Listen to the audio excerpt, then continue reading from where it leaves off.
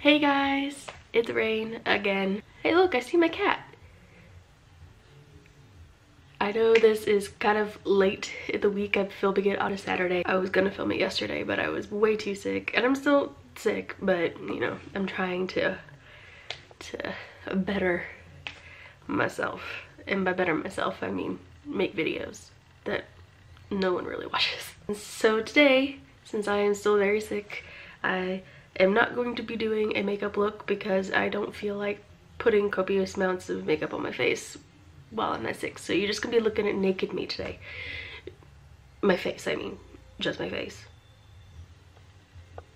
I do have my lip balm for crusty lips, my medicine, and Kleenex, just in case. And today we're gonna be doing a book haul, sort of.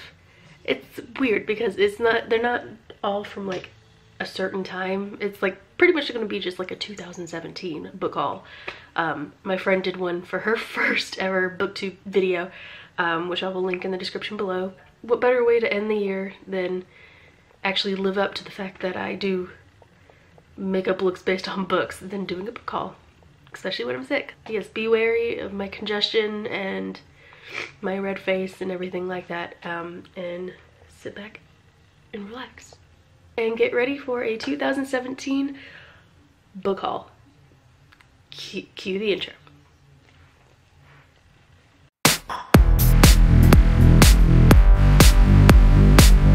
So I got a copious amounts of books that I bought for myself throughout 2017 that I haven't started reading yet because I'm terrible at this. I'm really, I mean I'm terrible. I have an entire bookshelf right here full of books that I still haven't read yet, and I continue to buy more, or I go to the library and get more books. So you really shouldn't trust a word that I say. I mean, you can if you want to. I wouldn't be against it, but you know, it's up to you. I actually separated the books into the ones I bought from the bookstores or online or things like that to the ones that I got from the library, which are actually the ones that I'm reading first to do the looks from, since I have to get them back on time. That doesn't stop me from, you know, being way overdue a lot. I'm a terrible person. I will go through the ones that I bought online first, or bought, you know, in the bookstores or whatever, since there's more of those. I've never done this before, so I guess we'll see how it goes. The first book is Stories and Essays of Mina Loy. Yes, I still have the receipt in there. It's from a place called Burke's Bookstore in Memphis, Tennessee. So if you live in Memphis or you ever go to Memphis, check it out. It's a really nice store. Like it is the epitome of everything used bookstore. I mean, they have more than just used books, obviously. This is a new one, but it's one of those, it's quintessential, like just, it's amazing. I love it. I go there every time I visit my dad. They gave me a little bookmark. I didn't even notice that. See how bad I am at actually reading the books that I buy?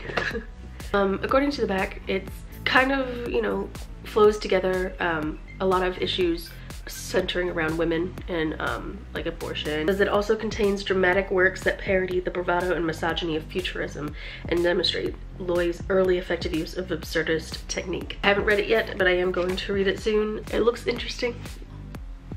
I actually got it because of the front cover. I thought it was a really cool, aesthetically pleasing front cover. Something that I would take a photograph of, honestly. I think that's why I was drawn to it. Hopefully I will get to it soon. No guarantees. The next one is actually a series, and I know people are gonna be like, she's reading them so late in life. Well, not really in life, but late in the series, because it's also a TV series. And I got them recently because I started watching the series, and then my friends were like, oh, you gotta read the books. So I got all of the Lord of the Rings, Game of Thrones books. I started the first one a little bit, but then I got caught up in other stuff, so I haven't continued it. I do like it. I'm excited to see the differences between the show characters and the book characters, because it's definitely gonna be weird because I started the show first before I ever read the series. I know a lot of people like certain book characters over their TV counterparts, so I'm excited to continue reading that and seeing how it affects my opinions of the TV characters. I am gonna keep it in the box although I don't plan on selling them. Then again, I said the same thing about the Harry Potter book set, and then I sold that book set because I needed them, but I had it like in the box and everything. And I was like, I'll never sell this.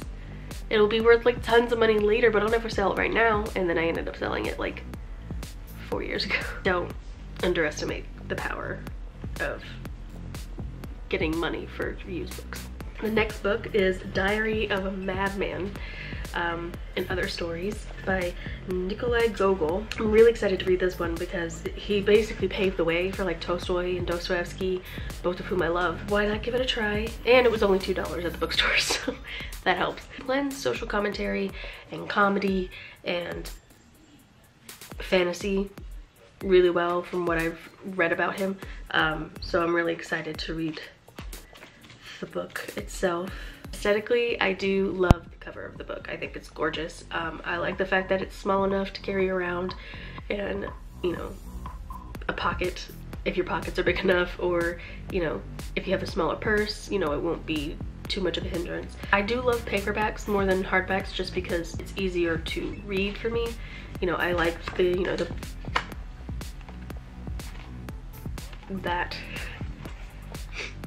I like the crushed binding, and I like being able to leave my mark on the book. Now this one I'm really excited for. I started the show on Hulu. I haven't finished it yet, unfortunately. But I think they're coming out with a season 2 from what I've heard. I'm not sure. But The Handmaid's Tale. I'm really excited to read this. Just from TV standpoint, I heard it's a really good comparison to the novel. Just the social commentary of it all, and especially in this day and age, unfortunately, the effects on women of, you know, patriarchy and all of that stuff. It's gonna be interesting read. It's gonna be a scary read. I mean, just from the show alone, I'm kind of scared to read it. And you know, the whole idea that women are only used as breeding tools. They're only used as a way to get pregnant and give these men who are in higher positions babies, because these men in higher positions, wives, can't get pregnant. It's scary. Either way, I'm really excited to read this one. Just based off the show alone, I'm excited to give this a shot. It's just scary as shit to think that that could happen again. Or at all. The next book, American Gods by Neil Gaiman. I'm really excited to read this one. I started the show, I haven't finished it, but it's like a pattern I see with myself. That thing right there looks like my bun, but it's not. The show is very confusing, so I'm excited to actually start the book and hopefully get some kind of, you know, conclusions, answers to things. I know the extent that it's basically new gods versus old gods, and, you know, what they can, I don't know exactly. All I know is it's the new gods versus the old gods, and it's basically just like an uprising is going to happen. I love the covers of his books, all of his books. I think they're phenomenal. The way that they're done, the way that they're illustrated is just so pretty in a very simplistic manner. And I remember this tree from the show. I remember him actually going to the tree. Shadow, I mean. I got this one at, if anybody lives over in the East Coast, I got this one in Asheville, North Carolina, I believe. There's a, I was gonna say small, but there's a big bookstore there. You know, it's got a cafe and everything like that, and it's huge. The next one is a classic novel that my friend actually wanted me to read because she wanted me to do kind of like a reinvention of book covers with this one specifically, 9 Stories by J.D. Salinger. I've always liked books that it's like a compilation of short stories. I've always liked that. I've never finished it. I only read like the first 2 stories, so I don't know if they actually are just 9 different stories written by him, or if they like connect in any way. I still want to do a cover for it because I love the like reinventing of the book covers, making them a little bit more modern, and considering the fact that this one has nothing on it but the name of the book, it's not a lot to go off of, so I will try and figure out something for that. The next book is also an old book where I've seen the movie but haven't actually read the book, Clockwork Orange. I mean, the movie itself is phenomenal, but it's also scary as shit. And very weird. So I'm wondering how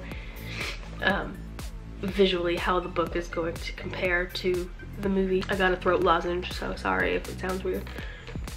It's safe to say that it's probably going to be just as disturbing and gross as the movie, but you know, what can you do? I will say that the main character is supposed to be 15. He does not look 15. Him and his friends do not look 15. They look like they're in their 20s. So the fact that they are supposed to say that he is 15 years old blows my mind. And it makes it even weirder that he's supposed to be 15 years old. Like the shit that he gets up to, I think that's, I wonder if they did that on purpose, in the movie at least. You know, they made him look older than he was, but deep down you realize, hey, he's 15 years old and he pulls this shit. What is wrong with him? Next one is Big Sur by Jack Kerouac. I've never read On the Road, but I didn't get it in this pile, in the 2017 pile. It's in there somewhere, in there. Here, I'll show you. You wanna see my collection? There's 3 things, 3 shelves. Plus I have like 3 full-size boxes under the bed full of books, and I'm pretty sure there's some in storage. On the Road is probably in there somewhere if I got it. I'm not sure if I have. I'm pretty sure I have though. This one is set 10 years after and basically talks about, you know, the ravages of alcohol, and I'm gonna read On the Road first, obviously. It just so happens this was part of the bundle that I got at the bookstore. The next book is from Oprah's book club. It's House of Sand and Fog by Andre Dubus III. According to the back of this one, it's basically 3 stories of 3 different people whose lives become intertwined due to a crisis that's happening. It says they all become drawn to the same small house in California, in the California hills, and doomed by their tragic inability to understand one another, the 3 converge in an explosive collision course. I've always loved stories where different people's lives kind of intertwine because of one certain thing at least. I haven't really heard anything else about this book, so I'm going into it kind of like head first, not really knowing anything. So it's gonna be one of those books where I kind of just like, I don't know. The next book, which I'm really excited about, Love in the Time of Cholera. Basically, from what I gather, it's a love story. One of those love stories where they fall in love and then they separate and they come back together. Except the man has 622 affairs in his lifetime. What? I'm really interested to see, one, why he named the book Love in the Time of Cholera and what cholera actually has to do with anything that happens in the book. If anybody knows, please tell me, because I don't know. I am excited to read something by Gabriel Garcia Marquez because, one, I mean, I don't read many books by Spanish writers, or Colombian writers in his case, so I'm really excited to read that. Plus I've heard fantastic, phenomenal things about this book and him as a writer, so I'm really excited to delve in and see what the book has to offer. I'm a little wary just because 622 affairs. 622 affairs. How the why the would you keep track of that? I love the cover. I mean, I feel like this is the only thing I can really say, like, for sure, is that I love the cover because I haven't read it yet. I like most covers. Like, if they have something cool on the front, I will like it. Like, I mean, it's just the way it is in my head. The next one, About a Boy by Nick Hornby, which I'm really excited to read because I read and saw High Fidelity years ago, like back when I was like before high school. So I'm really excited to read something else by him because I like the way he writes and I love that book too. According to the back of the book, it says Will Freeman may have discovered the key to dating success. If the simple fact that they were single mothers meant that gorgeous women who would not ordinarily look twice as well, might not only be willing but enthusiastic about dating him, then he was really onto something. Single mothers, bright, attractive, available women, thousands of them were all over London. He just had to find them. Spat. Single parents alone together. It was a brilliant plan, and Will wasn't going to let the fact that he didn't have a child himself hold him back. A fictional 2-year-old named Ned wouldn't be the first thing he'd invented, and it seems to go quite well at first, until he meets an actual 12-year-old named Marcus, who is more than Will bargained for. I actually saw the movie not long ago. I didn't watch it all the way through, but I saw bits and pieces of it. So I'm interested to see how the book compares to what I've seen from the movie. I love Nicholas Hoult. I mean, he was a little baby then, but I love Nicholas Hoult as an actor, and Hugh Grant. So I want to see how from what I saw of the movie, I want to see how their performances hold up to the characters in the book. Although it is a bit weird that, you know, he's trying to get together with people and pretend he has a 2-year-old when he does not have a 2-year-old. Yeah, that's weird. The next book is by J.G. Ballard, called Crash. I have never heard one thing about this book, so it is new to me in all aspects. I've never heard anything about him. And it says, in this hallucinatory novel, the car provides the hellish tableau in which Vaughn, a TV scientist turned nightmare angel of the highways, experiments with erotic atrocities among auto crash victims. So it's going to be disturbing. What else is new? Everything else I read is disturbing. I don't know exactly how to say anything about this one yet. So how about I just wait until after I finish it and I will let you know my thoughts. There's a quote by Anthony Burgess on the back, so I mean, we can't really expect much. Stay tuned for that. The next one is a vintage looking book. It literally says a vintage book on the back. Is The Stranger by Albert Camus. I don't know much about this one either. Plus I can't read the back because it's like halfway ripped, so I can't understand what he's saying. The Stranger presents an indelible picture of a human being helpless in life's grip. Pretty much what I'm living right now. Oh no! A piece of the paper fell off. Wait, is that? Yeah, that's paper. Oh yeah, it ripped right there. Page 22. Is this a sign? I will give you my thoughts on this after I read it as well. The next one I'm really excited for. I bought this at a Barnes & Noble down in Atlanta. And I heard amazing things about the writer as well as this book in general. I had never read anything else by him. I had never read this book. 1Q84 by Haruki Murakami. It says it's a love story, a mystery, and a fantasy. A novel of self-discovery, a dystopia to rival George Orwell's.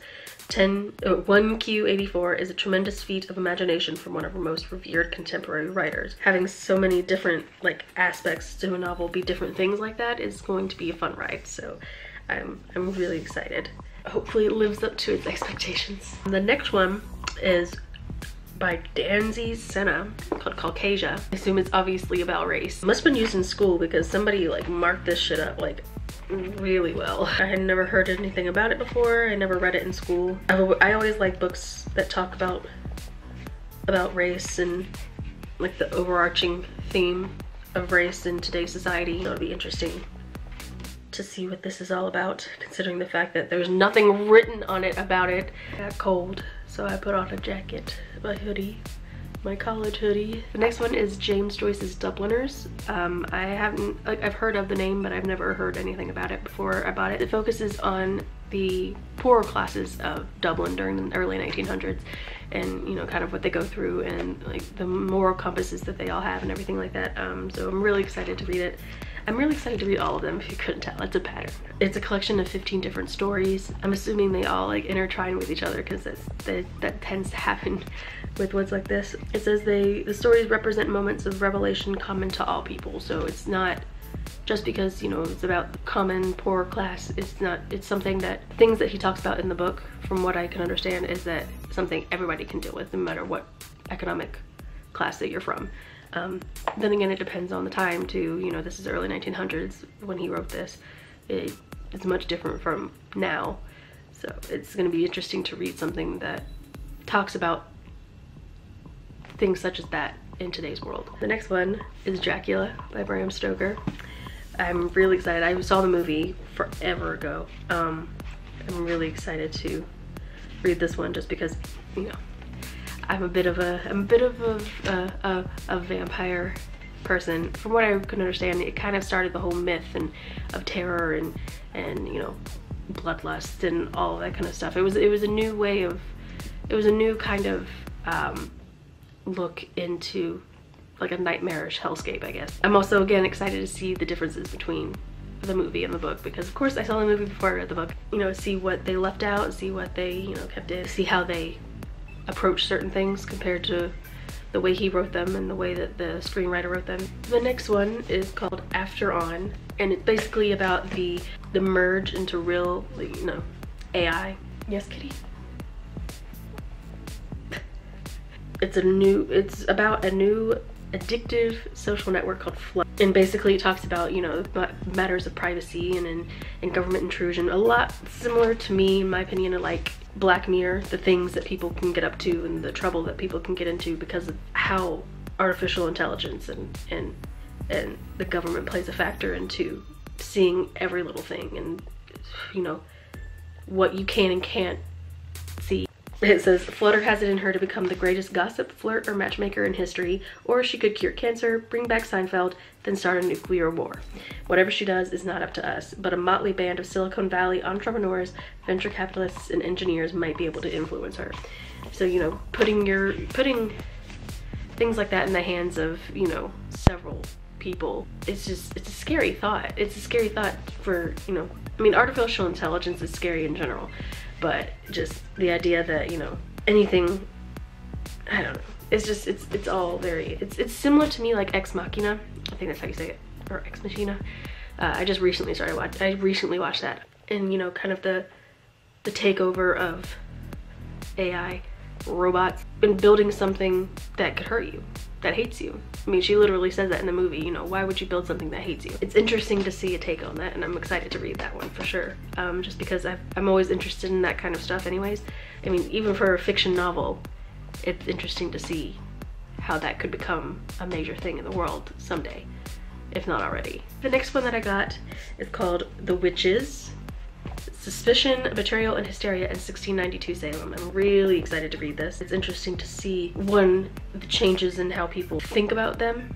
Because, you know, back then, it wasn't like they were witches, it was that they were just being accused of being witches. But it's interesting to see how that can still take place, that prejudice and that stuff can still take place today in just different ways, different standards, you know. Whether it's, I mean, then it was witches, today it's race, you know. It's an overall broad topic that can be talked about. It just so happens to be about the witches, which I'm interested in because of them being witches. The next one is Backroads. It's also an Oprah's Book Club book by Tani Odell, and I mainly got this because my one of my favorite actresses, Jennifer Morrison, is going to be in the movie, and I'm excited to see her in the movie, and I wanted to read the book before I saw it. But from what I understand, it's about a man, well, a kid. He's like, he's supposed to be in college. She's college age, but he's staying at home taking care of his sisters because his mother isn't really devoted to them anymore. And it says, frustrated, overwhelmed, and utterly endearing, he's a guy in an impossible situation, an orphan with the responsibilities of an adult and the fiery, aggressive libido of a teenager. So it shows the way those two kind of collide and merge head on. He shouldn't have that kind of responsibility at his age, so I think it'll be interesting to see how the younger, you know, the child in him merges with the responsible adult version of him, and you know, what would happen. Well, you know, will something bad happen, you know, things like that. It's always something to take into account in situations like that. Do you want to say hi to my friends? Hi. Now I'm going to be talking about the library books that I just recently got. They're the ones I focus on first for the makeup looks.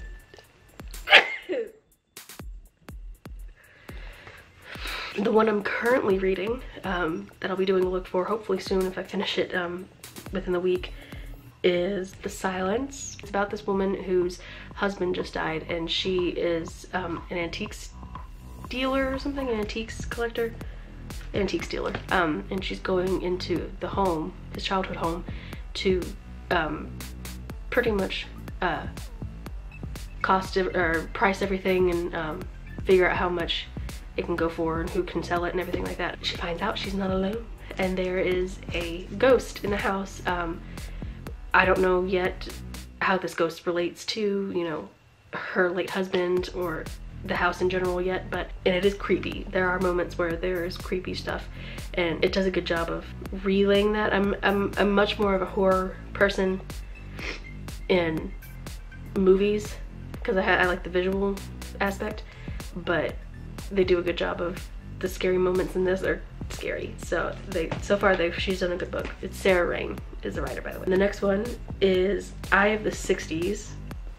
And it's about the transformation of modern art, and I'm really excited about that because I focused in a lot of my art history classes, we focused on more contemporary modern art in 60s and 70s and onwards. I'm excited to read it, especially coming from a art background. You know, I have an art degree and everything like that. It would be interesting to see kind of how the structure of art changed from earlier on to now. And the next book I got is Talking as Fast as I Can by Lauren Graham.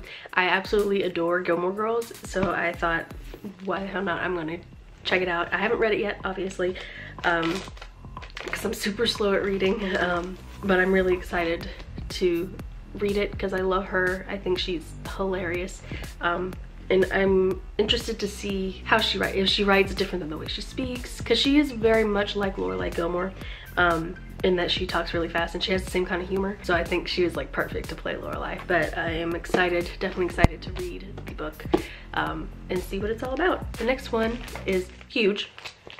It is The Occult, Witchcraft and Magic. I'm really excited to read this one. An illustrated history, my bad. You know, I'm only just now recently getting into Wicca, and you know, I've only done a couple spells and things like that. So it's interesting to see how far back it goes and everything that it entailed, and you know, see what different kind of magic that different countries and different time periods had compared to now, and how it's changed so much. The next one is The Broom of the System by David Foster Wallace. I have no idea what it's about. I don't, like, nothing. Like, nothing. It says, when her great-grandmother goes missing along with 25 other inmates of the Shaker Heights, Ohio nursing home, Lenore's life is thrown into chaos, featuring an insanely jealous boss and a seal that quotes Auden in the King James Bible. Lenore's quest to find her great-grandmother against daunting odds cleverly moves into an exploration of the paradoxes of language, storytelling, and reality. Okay. The next one is The Zahir by Paulo Coelho? I hope I'm saying that right. And this one is about, it's set in Paris and in the enchanting landscape of Central Asia. This new novel by the author of The Alchemist follows the journey of a man obsessed with finding the wife who left him without an explanation. It says the haunting and redemptive story about the dark side of obsession. It explores its potential to both fulfill our dreams and to destroy them. Not gonna lie, I would be obsessed with someone who just left me with no explanation too, so. The next one is William Faulkner's As I Lay Dying. I've never read this. I was gonna read it in high school, but I had it, but I never read it. But it's about the harrowing account of the Bundren family's odyssey across the Mississippi countryside to bury Addie, their wife and mother. And it's told in turns by each member of the family, including Addie herself, talking about, you know, death. And I'm always obsessed with books that talk about death in different ways and how it affects people around you. The next one is The Pursuit of Pearls by Jane Thime. And it's set in the spring of 1939 in Berlin. Well, I can't tell, the thing is on top of it. But it's set, yeah, 1939 in the midst of World War II and the Third Reich and everything like that. It's a spy on the private life of the Third Reich, passing secrets to contacts in British intelligence, falling into a passionate affair. Any of these risky moves could get Claire shot. So she's definitely a risk taker, and I like that. I like risk takers. And I mean, World War II, any time in history is honestly very interesting to me. It doesn't matter if it's recently or as far back as like the Tudors or something. But, and last but not least is a book by Nick Walker called Black Box. It's a novel in 840 chapters. And it's about this group of people from a plane crash. It says, in America and Britain, in the sky in between, an apparently disparate group of people is connected, whether intimately or by chance, to the tragic death of a stowaway on board flight AF 266.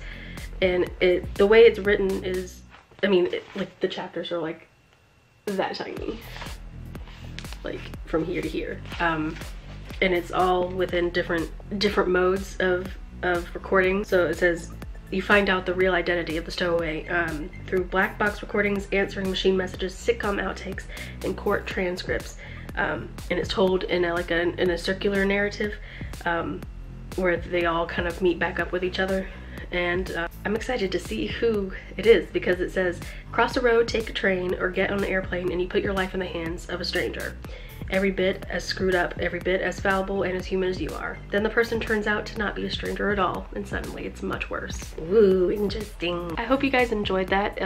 It was very different for me, and it's like, I have a huge like pile of books on my bed now. But yeah, that was exciting for me. I might do one again soon whenever I come into more books. Hopefully I'll be back within the week for another makeup look. And if not, I'll figure out another something to do. I hope you guys enjoyed. If you liked, please subscribe, give a thumbs up. Give me more books to read if you think I need to. And please go follow my friend Lola. I'll put her stuff in the description below. She's the one that kind of inspired me to do my own book haul. She's super sweet, super cute. If you guys enjoyed, bye. I'm gonna go finish binging Black Mirror. Bye.